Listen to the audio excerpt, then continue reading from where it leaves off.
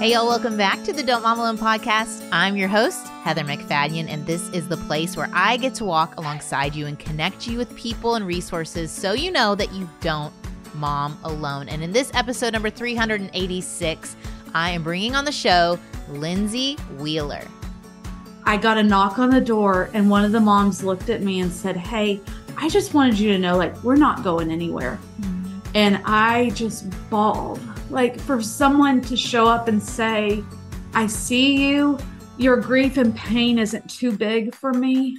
I'm going to sit with you in it," was gosh, the most beautiful thing ever. I'm thrilled to get to share Lindsey with you today because there was an obstacle in even getting this episode recorded. We have been wanting to do this for a long time. And so the fact that we pushed through, and as I was hearing Lindsey share her story, I thought of so many moms who reach out to me, and you are feeling exactly like Lindsey describes. You are isolated, whether it's because of physical chronic illness, whether it is because of a child who is having severe behavioral challenges, whatever it is, you are in this place of truly believing and feeling and honestly are isolated from others. And so I want to offer you the hope of knowing you are not the only one. And Lindsey brings that today. She also is going to connect us with a great resource that God has brought into her life as a ministry she does called Bottle of Tears. And it is a gift you can give. She also wrote a book, Sacred Tears. So many amazing resources for those who are grieving or in seasons of suffering, hard circumstances, long seasons of waiting. Wherever you are, I know that you're going to find comfort through Lindsey's story, and I can't wait. So let's get right to it. Here we go. Lindsey, welcome to the Don't Mom Alone podcast. Hi, Heather. I'm so excited to be here. Oh, and man. And scared. But yes. Well, I mean, it's a long time coming. We travel and we have a lot of common friends, and I have been following along your journey and praying for you and with you. And I know it has been a long road of mothering for you and a lot of grief and hard.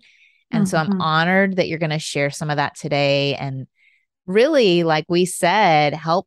There are a lot of moms in similar places right now feeling very lonely in their hard parenting. And so tell us a little bit about your journey. I know you've started a ministry, Bottle of Tears, that a lot of people associate with. Take us back there. How did that get started and where did that come from?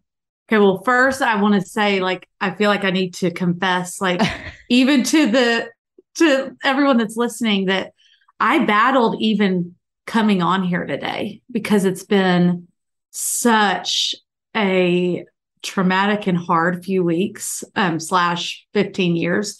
But, everything in me was going, "Lindsey, you don't have anything to share. You are so deep in grief. How can you offer hope to these moms?" And I felt like the Lord was like, "Hey, Lindsey, that's exactly why I chose you to do this."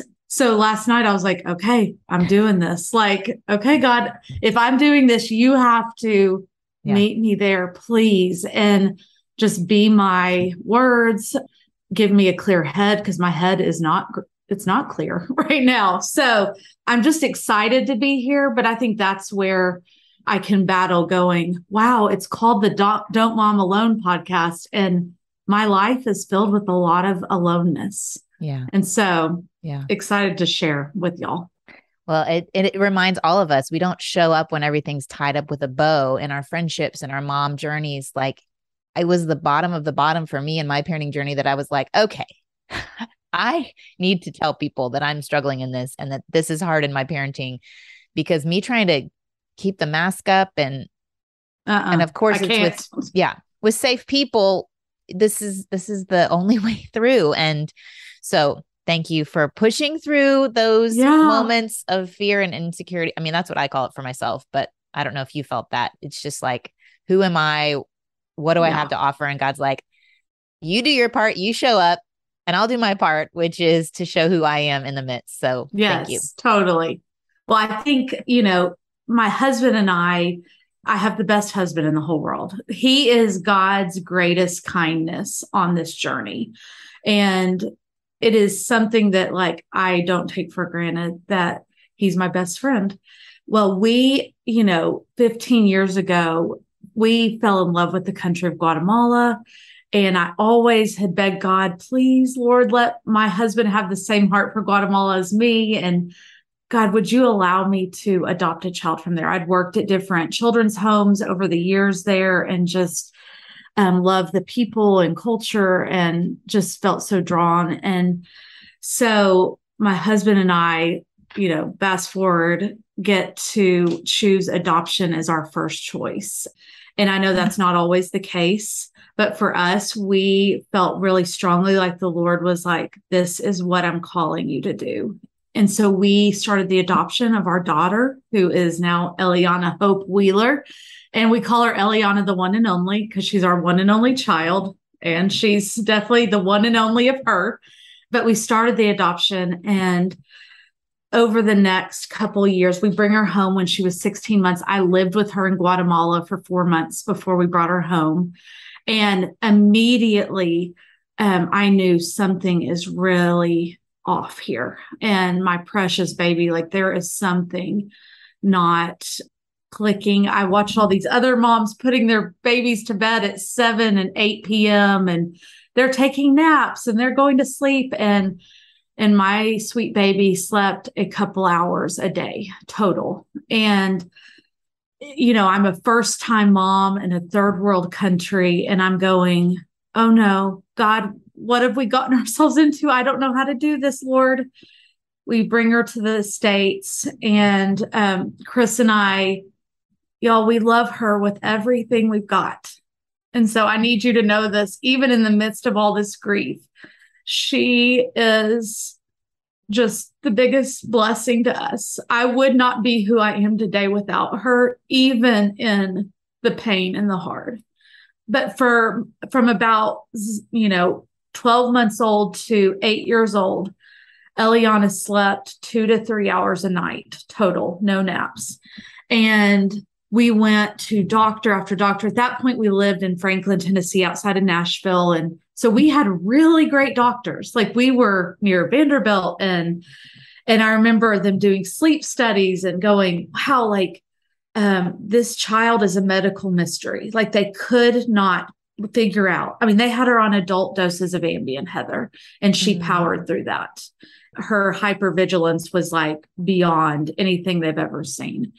So for those first 8 years, like I look back and people are like, how did y'all survive? And it was truly new mercies every day. We joked and said, God gave us spiritual amnesia. Like we forget how bad the night was the night before. And we'd wake up and go, okay, like we're going to do this again. And then the spiritual amnesia would hit again. And that was God's truly, again, his kindness to us because it was so bad. Chris would drive her. She loves riding in a car, has always. And so he would drive her for 3 or 4 hours a night around Franklin every night and just put on her music. And we would beg God, please let her rest.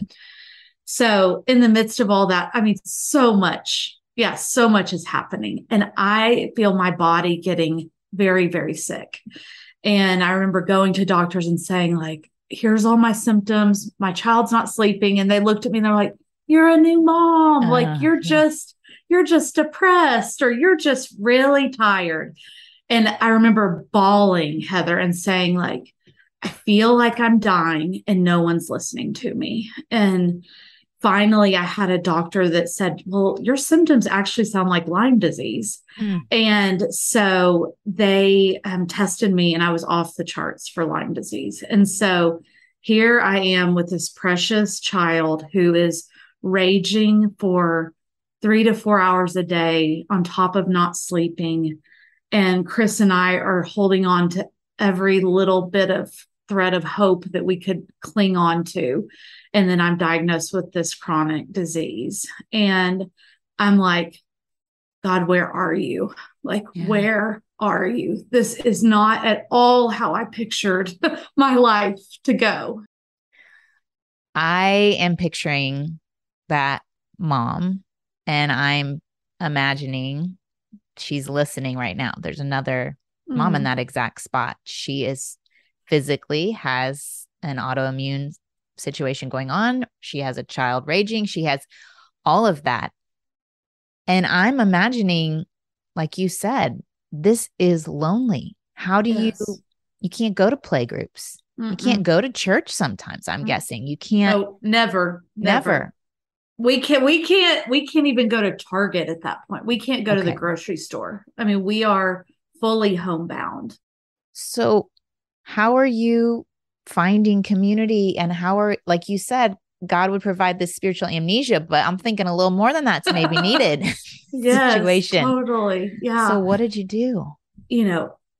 It was Chris and I. I mean, we had some great neighbors, but we had some really not great neighbors that would, like, honestly sometimes hide their kids or not want to be around us. Like, we were a lot. I mean, we still are a lot. And that's a hard place to be because it's out of our control.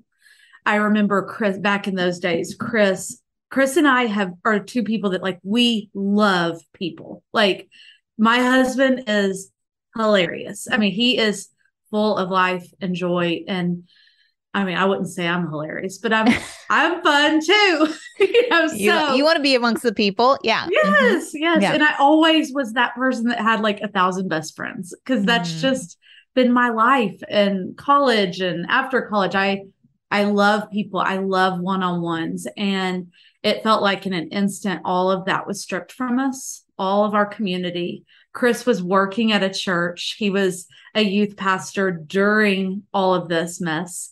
And so, you're in a ministry position and you feel more alone than you've ever been in your life, because people don't know how to show up for you in the long suffering. It's like, is she still not okay?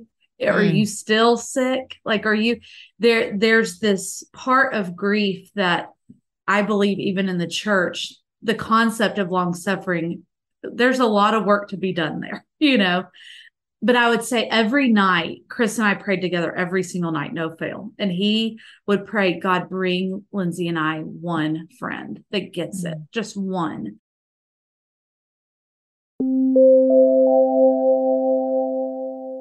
It's gift giving season, and I have a great idea for you. It's Rothy's. You may have heard of them and you are thinking, yes, I've always wanted a pair of Rothy's. Well, don't you feel like the loved one in your life will feel the same way? They have men's and women's shoes. I am currently wearing my favorite sneakers from them because they're comfortable, they're durable, they're stylish, and they're sustainably made with this Rothy's signature thread that's repurposed from single-use plastic bottles. Win, win, win, win, win in your gift giving. They're going to be so thrilled when they see whether you get them the point or the flat or sneakers like I'm wearing, or their brand new slipper that looks so cozy for when your day is officially over. They are made from merino wool. Amazing. So get stylish shoes, versatile and durable enough to wear all the time with Rothy's. Get $20 off your first purchase at rothys.com/DMA. That's ROTHYS.com/DMA.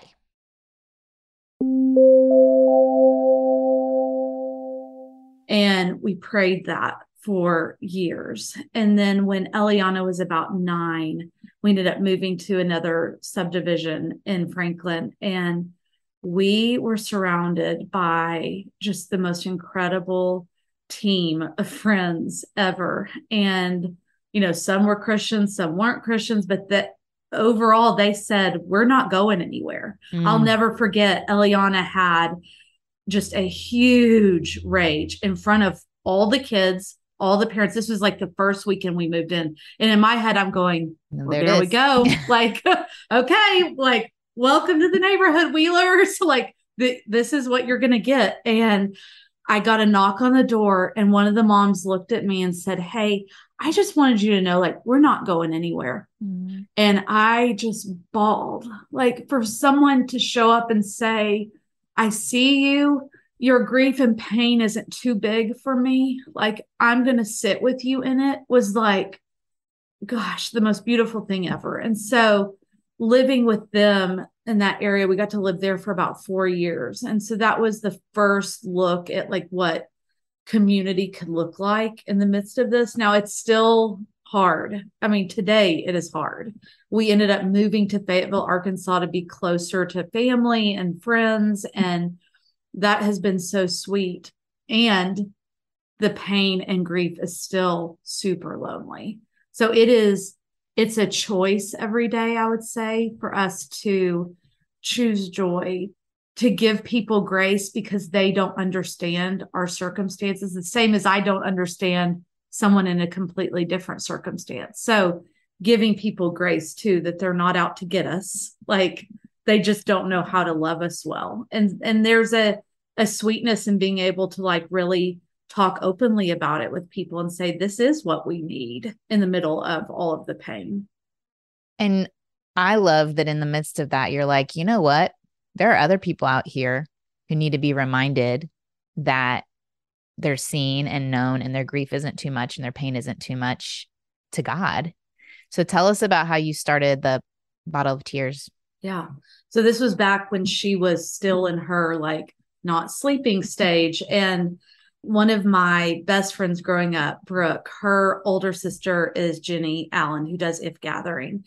And so Brooke and I had planned on being at the first If Gathering. It was going to be like just this celebration. I was going to get to be out of the house, which was going to be huge. That I was going to get to breathe for the first time in like 7 years. And truly it was just the worst week ever. I was bedbound from the Lyme disease. I had to call and say, I can't go. I was devastated, Heather. I thought, you've got to be kidding me, God. Like, I can't even get a weekend away. And I was sobbing to Chris and going like, I feel like my life is completely over. Like, it's over. Like, Jesus, would you please just come back now? Like, I cannot do this. Like I truly, Heather, I would pray at night, God, just come or just take me in my sleep. Like just a beautiful thing. Like I was in a dark, dark spot dealing with depression and just what do you want from me, Lord? And I remember Chris said, hey, why don't you try to watch the If Gathering from your bed? And I was like, no, I'm mad. I don't want to do that. But I did.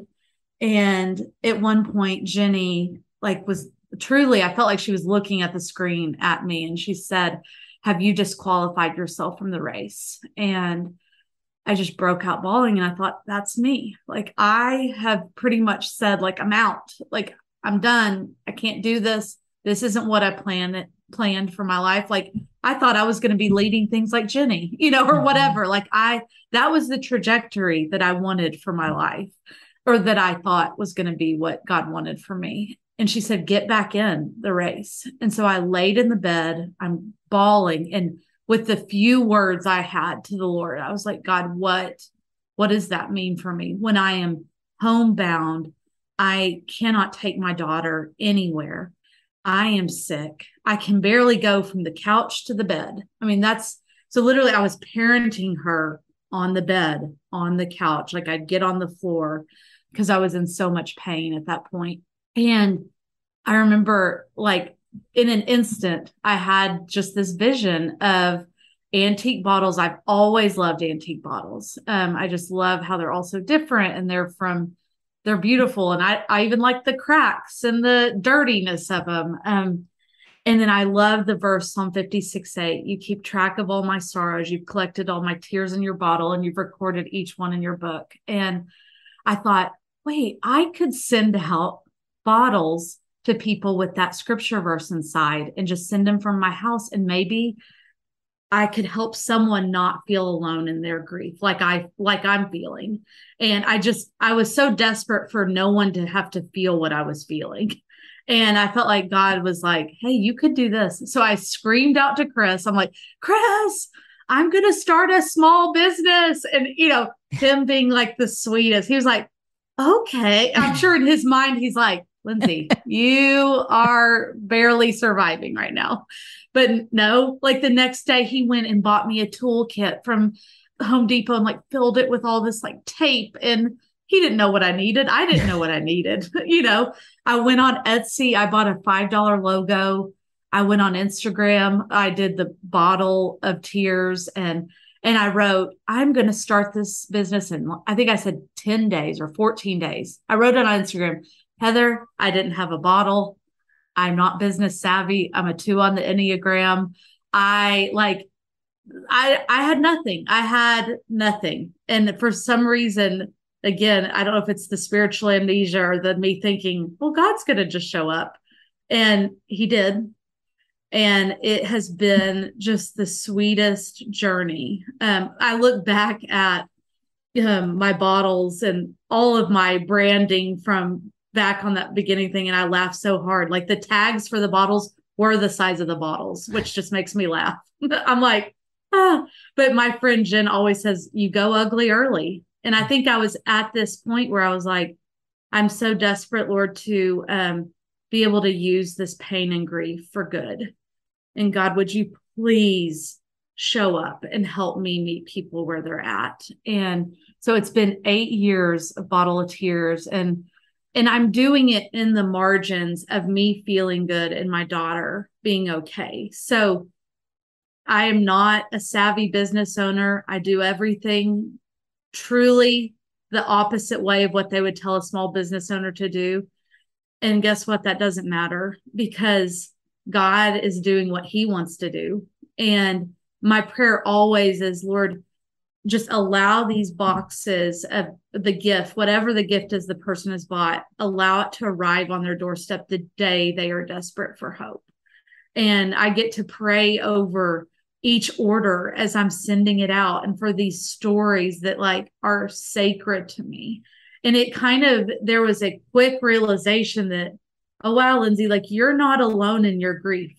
There everywhere, like every person around you is dealing with some form of pain or grief or loss. Mm-hmm. And it was sweet to like finally go outside of my own pain and suffering and go, okay, like we're in this together. It may look totally different, but like we all have stuff to offer each other as the body of Christ.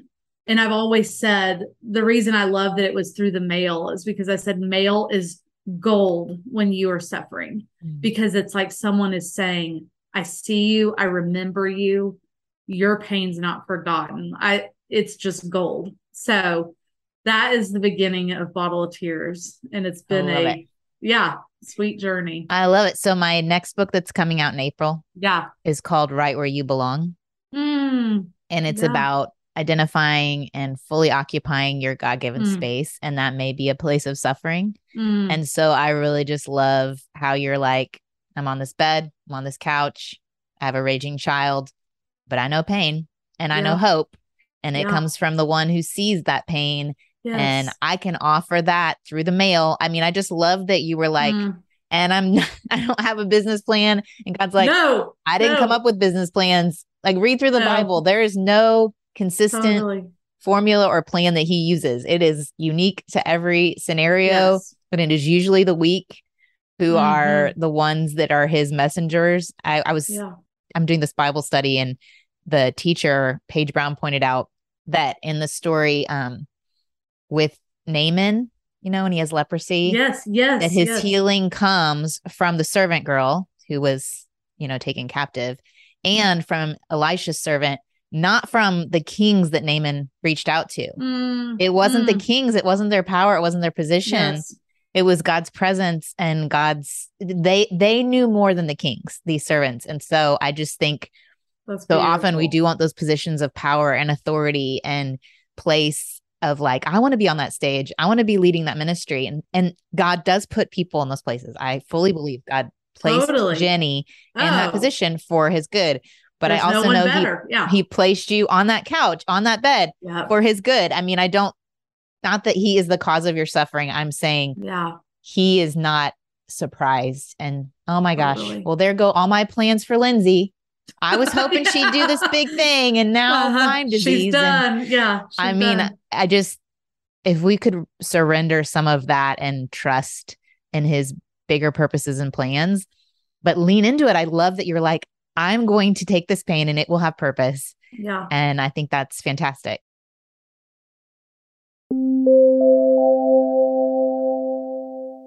Since high school, I have dealt with the challenge of acne-prone skin. Even as an adult, a 45-year-old, it has been a challenge. I've gone through so many different products, even working with a dermatologist, and nothing has worked for me until I found GladSkin. And what I love about this category of skin treatment, whether you have acne-prone skin like me or eczema-prone or rosacea-prone, what you realize is what actually is causing the itchiness, the redness, the inflammation, the discomfort is a disruption in the bacterial environment, also called, science class, your skin microbiome. And what GladSkin does is it works to target that imbalance. So they use a revolutionary protein called microbalance that restores the balance of the good and the bad bacteria that live on your skin so it can finally heal. It's so effective that 91% of users, adults and children, who tried their top-selling eczema cream reported significant improvement after just 7 days. For your kids, if you have a baby or a child and you want to try, they have a new oatmeal-free formula for kids that's non-toxic, free of steroids and other common irritants. Pediatricians and dermatologists, they love GladSkin, even for the littlest of babies. So if you've been frustrated yourself with your treatment options, don't wait to try GladSkin. They're offering my listeners 15% off plus free shipping on your first order at gladskin.com/DMA. That's gladskin.com/DMA for 15% off plus free shipping. gladskin.com/DMA. I'm a one grocery store shopping a week kind of gal, and that's why I love Thrive Market, because they are going to get me the high quality, affordable grocery items that I can't find in my local store, and they do it in one place with savings guaranteed on every order. I buy things like healthy pantry essentials, non-toxic cleaning and beauty products. You can even get sustainable meat and seafood, and it'll be delivered right to your door. And not only that, I know I'm going to get a discount with Thrive Market. You can get up to 30% off the best organic groceries and the lowest price with their price match guarantee. For example, I got the 7th generation hand wash. I love getting my soaps through Thrive Market. I got it 26% off. Or Lara bars for the boys, snacks, the peanut butter and chocolate chip bars. I got 25% off. And so I am getting what I need at a discount. If you want to search for low sugar or keto or gluten-free or zero waste, they have 90 different values and lifestyles that can help work for you. Now, if you are getting ready for the holidays, I just discovered I put in my cart the Shirley non-alcoholic wines. They had a Pinot Noir, a Cabernet, a Rosé that I'm going to try as an option to offer to my guests this holiday season. Now, if you have not checked it out, I have a great option for you, because when you join Thrive Market, you're joining a community of 1 million plus members, and you're sponsoring a family in need. So they don't grocery alone, all right? Get convenient, high quality, affordable groceries delivered with Thrive Market. Join Thrive Market today and get 30% off your first order, plus a free $60 gift. That's THRIVE, thrivemarket.com/DMA for 30% off your first order, plus a free $60 gift. That's Thrive, THRIVE, market.com/DMA.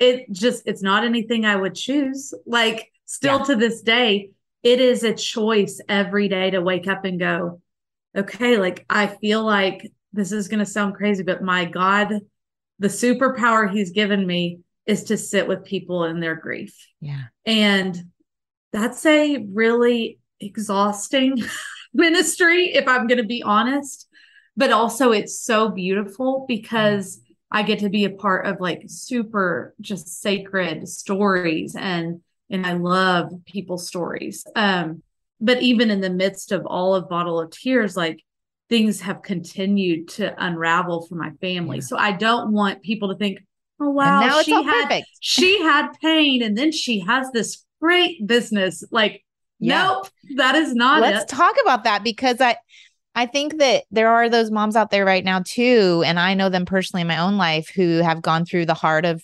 the little years, maybe through adoption and hard of whatever that was, but the teen and preteen years of a child who has that kind of rage and challenge is even more isolating. It's one thing to have a kid and a little kid and be like, well, they don't know. But when it's a full, almost an adult sized person who's hard and you have no control. So talk to us about that because that mom is sitting here listening and needs to hear from you. Over the last, Eliana now is 15 years old, and we did get to have a really fun quinceanera for her, which was she begged for a quinceanera, and we were like, oh yes, we're gonna do this. Which was beautiful. But I would say as she's gotten older, I think our journey has gotten way harder in a lot of ways.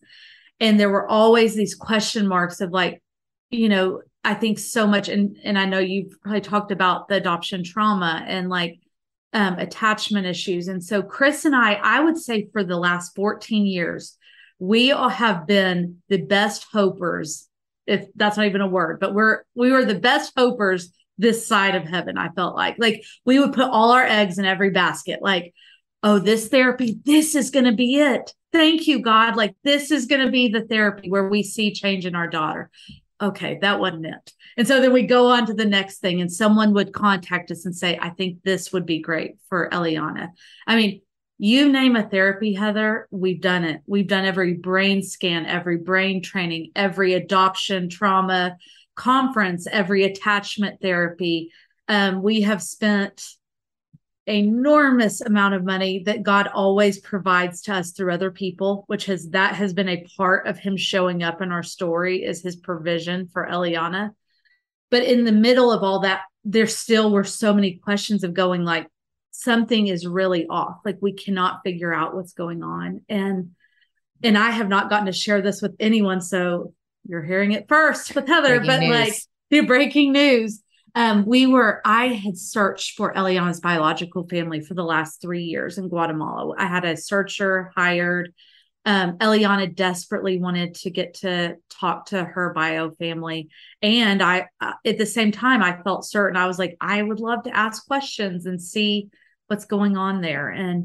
And last March, I hired a second person to help us because the first searcher said we can find nothing. So I hired this lady. In 3 weeks, I get a message online that said, hey, Lindsey, I'm here with Eliana's biological brother, Jorge. And I was like, what? Like I've been doing this for 3 years and oh my word. And the story with Jorge has been just the most beautiful piece of the story. He's 18 years older than Eliana. He has his own family of 3 kids that are precious and is now our family. Like he will be a part of our family from here on out.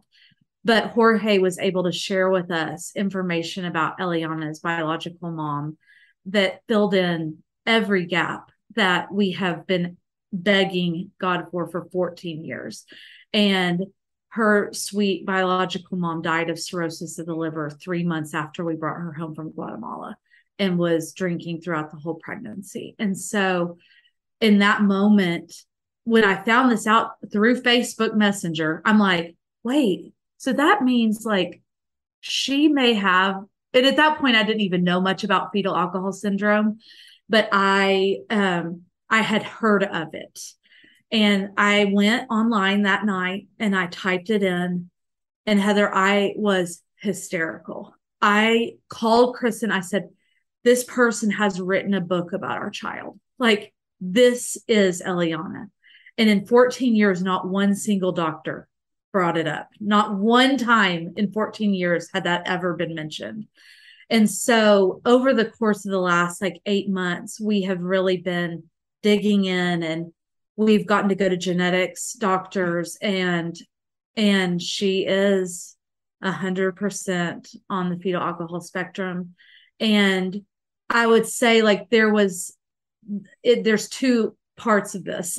There's one, and there's this relief of oh, okay, there was something that we were missing.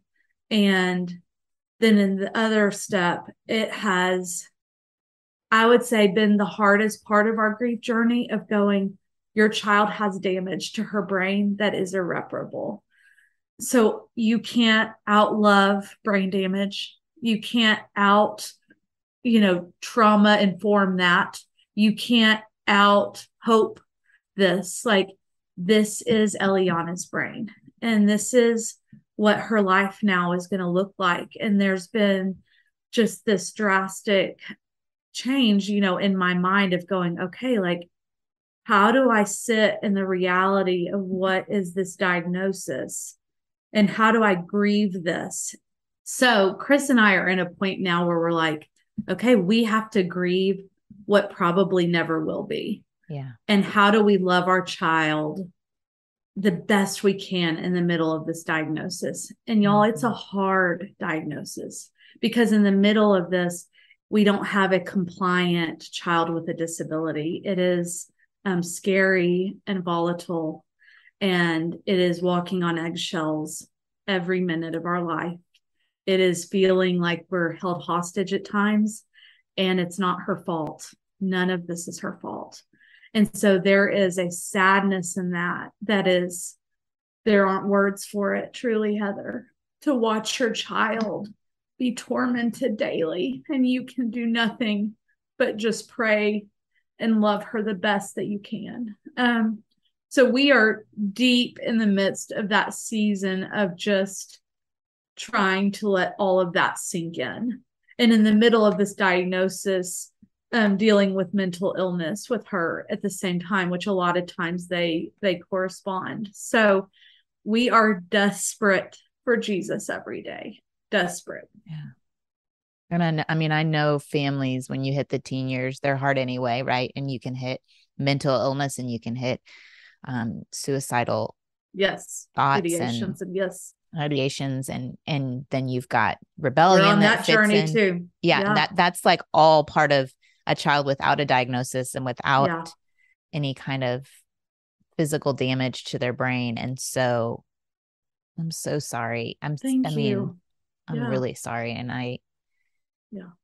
and I want people to know, because people will look at Chris and I and they'll say, but wait, like, y'all look so happy and joyful on Instagram. And so is all of that fake? I've had people say, so are you just being fake? And I'm like, oh no, I could not fake. It's like, truly, that is God's miracle in the midst of this, is that we've been able to hold on to joy and hope when everything around us screams the opposite. Screams the opposite. And our family verse is Proverbs 14:13. Even in laughter, the heart may ache, and the end of joy may be grief. And I remember telling that to someone one day, and they're like, that is so depressing. Like, that is a really depressing family verse. And I'm like, but that's real. Like, that's it. We could be laughing our heads off one second and the next second be driving her to the psychiatric hospital. Yeah. And that is our life. And it is a daily waking up and just desperate for the new mercies and the daily bread. And also just going like, God, we choose joy. You've got to join us in this, and it's a choice, Heather. Like, there are days that I have to physically go, Lindsey, let's think about all of the things that we're grateful for today, even when all of this feels like a grenade's blown up in your house. And that's how we've been able to maintain joy through all of this. Man. Oh my goodness. Well, and part of this, to encourage a parent who's in a similar situation, talk through like who was on your team to help Eliana, because I even feel like I'm on the team because you will simply put out on Instagram, like you said, people say, are you fake? But you also are super real, and you'll just put pray. Yes. And to me, that is the ultimate. You can do this with your friends. You can text, pray, establish ahead of time. I'm not going to explain why. I don't have to tell you the whole story. I may not even give you an update, but hey, I'm going to send out the text, pray. But there's also, I'm sure, professionals that are on your team, that you're not momming alone. Talk to us about who's supporting you as you walk through this. I think I mommed alone for 10 years Mm. and it almost killed me. And I think isolation is, it is the thing I have had to battle most throughout this journey of motherhood. Yeah. And you have to be super, for me, I had to be super creative in how I wasn't momming alone. And that was using Instagram to all these people that I may not even know. Yeah. And most people wouldn't be that way, but I hit a point where I'm like, I have nothing to lose. I need hope.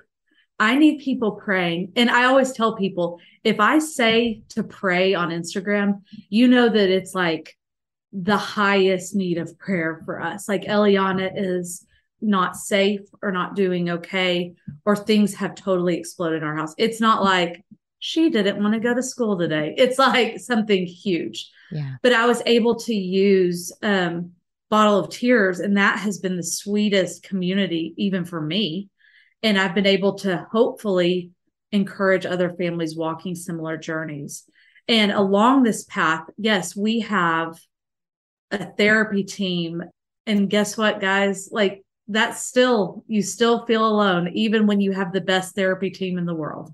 Mm-hmm. And we have doctors, psychiatrists.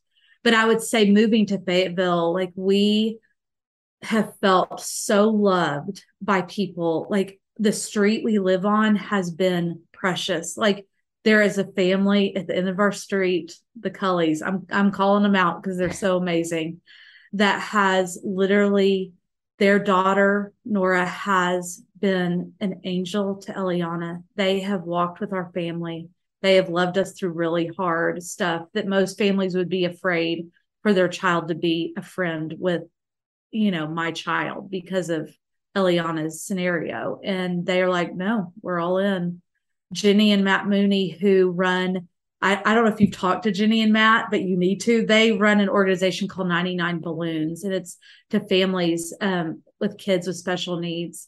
And just the most beautiful ministry was birthed out of their losing their own son, Elliot, which actually today was the day that they lost Elliot. And so, yeah, it has been a journey. My community group, I feel like we joined this community group. We can't even go to church, Heather. Like that's the funny part of this is we just can't get Eliana there. That's been a real hard part of this.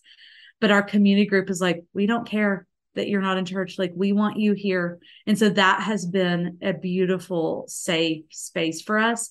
And they've even said, we will meet at your house. So you don't, because babysitters, we can't really do most of the time. And so they meet here. I mean, they make this so easy for us to get to have that little breath of air on, you know, every other Wednesday night. So that has been another huge part. And for sure, my Campwell team that's run by Jen Barrett. And that has been a sweet group of women that have said, hey, nothing can scare us. We're in this with you, Lindsey. Like we're praying for you. We're cheering you on.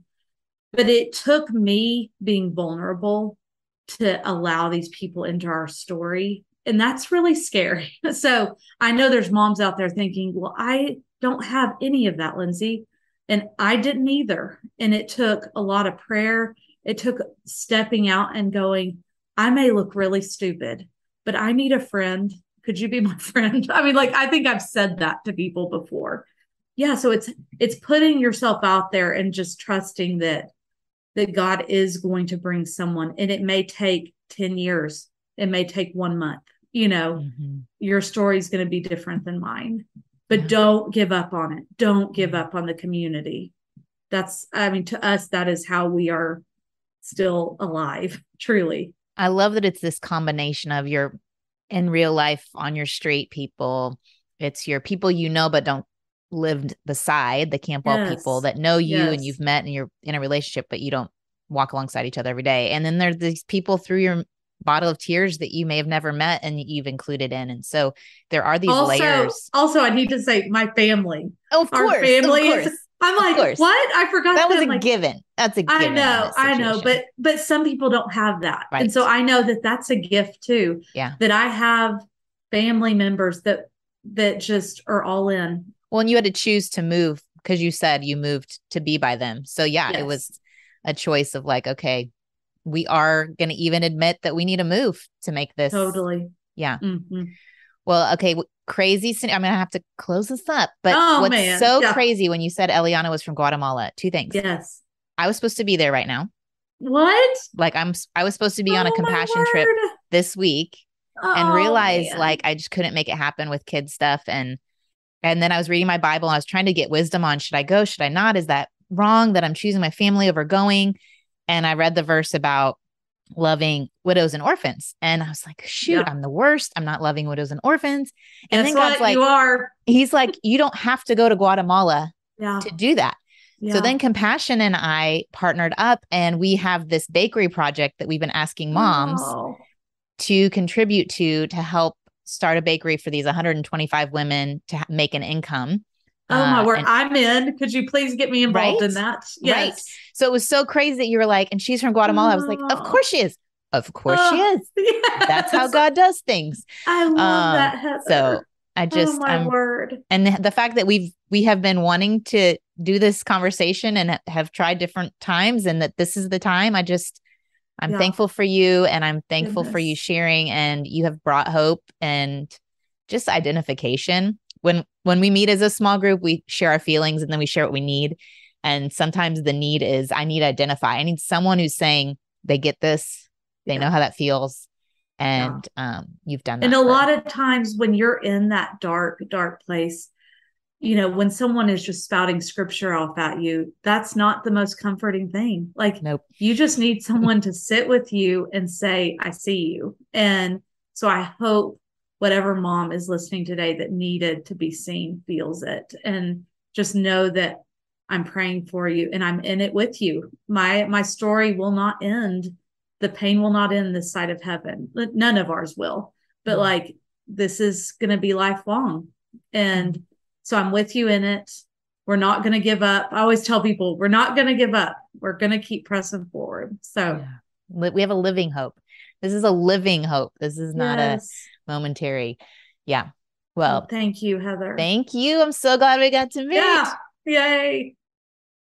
I hope you feel seen. And if you know someone who needs to hear Lindsey's story, I would be honored if you would share it with them, because isolation is the worst. And we talk about it and we talk about the need for community, but y'all, it is truly where the enemy keeps us from growing, keeps us from knowing God's nearness and his care. So I'm going to pray over us right now. Lord, there's so many hurts and hard things happening right now around the world. And I pray that the person who is experiencing their own hard thing right now would, in this exact moment, feel your nearness, feel your care.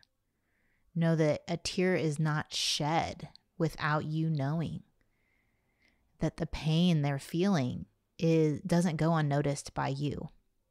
And even though the enemy would like them to believe that they're walking through this by themselves, that the truth of who you are and what you've promised us is that we can never be completely by ourselves because of you.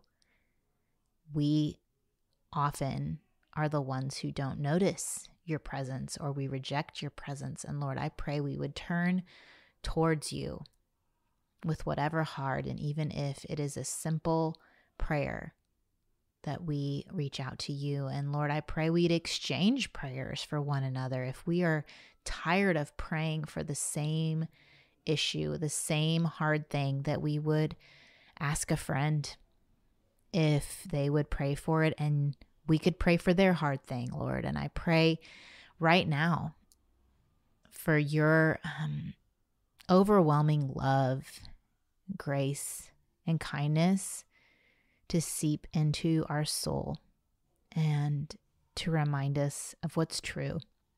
In Jesus' name, amen. I know I said that we were going to be done with the project in Guatemala, the bakery project. We were going to be done at the end of October. And then I did this interview with Lindsey and I thought, okay, I don't think we're done. So if you still want to contribute, 70 of you have joined our cause, and it's so fantastic. We are over halfway there. I would love to see this get fully funded by the Don't Mom Alone community. Y'all, please, please, please, please. So all you need to do is go to compassioncauses.com, and then you're going to see options, and you click income generation because we're helping generate income for these 125 women. You click that, and then it's going to say, yay, we agree. And you click make a difference. And then you'll see it right there, the bakery project. And you just follow the prompts and give whatever you can. This is a way for you to be a part of the work God is doing in Guatemala and not have a recurring commitment. It's a one-time gift. And I would love to see, to me, the number of people participating is what's cool. And it would be so awesome if 125 of us supported this project for 125 women. I just think that would be so cool. So we need another 50. If you are one of those, I would love for you to join us. Go to compassioncauses.com/DMA if you want, so that they can know that you came from here. Compassion Causes, CAUSES.com/DMA. I hope to get to tell y'all that we did it. So come on, let's go. And I'll meet you back here next week. It's an interview with Lisa Turkhurst. We're going to talk about boundaries, y'all. And it's good. It's going to be good. All right. Have a great week. Adios. I hope you enjoyed this episode of the Don't Mom Alone podcast. If you're wanting to connect with more people and more resources to help remind you that you're not alone, head over to don'tmomalone.com. That's where you'll also find show notes with any links mentioned by our guests. Most importantly, I want you to know the good news, the great news that you're not alone because God has promised to always be with you. With faith in Jesus Christ, the one who died for you and rose again, Jesus said when he left, he was going to leave a helper, a comforter, to be with us. God in us. Moms, that's superpower. So while you're washing dishes at your kitchen sink, while you're driving to and from work, while you're feeding that baby late into the night, while you're cleaning sticky floors, God promises to be just as present with you as when you're worshiping in a church pew. As it says in Zephaniah 3:17, the Lord your God is with you. He is mighty to save. He takes great delight in you. He will quiet you with his love, and he will rejoice over you with singing. Now that's good news. Have a great day.